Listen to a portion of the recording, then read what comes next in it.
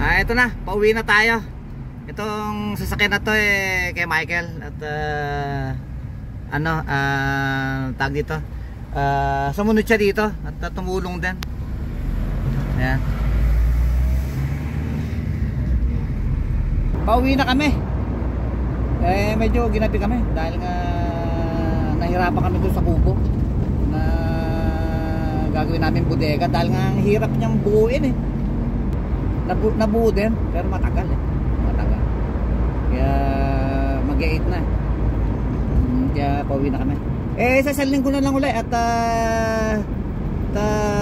babalik ulit kami doon. Sigo tol. Pagod. Yun pero sulit.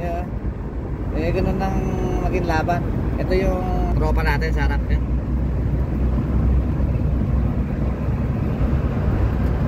Ayan. Alas 8 dito pero maliwanag pa ganun dito minsan pag summer, pag parting August 10 o'clock na ng gabi maliwanag pa rin.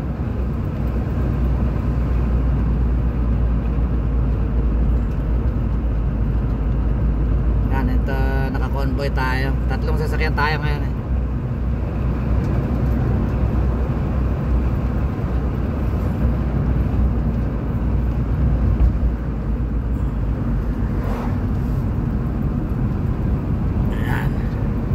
Tindahan dito, kita nyo.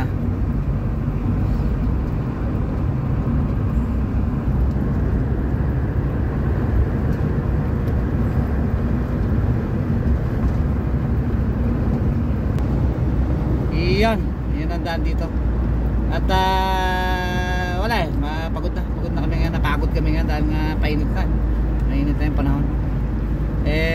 Ganun na lang at silang ko na lang uli at ingat-ingat lang kayo dyan at abangan nyo yung mga susunod na gagawin namin at pag pinagdugtong-dugtong nyo yung mga maliliit na episode na ina-upload namin sa pag nakasama-sama din siya may say-say din kaya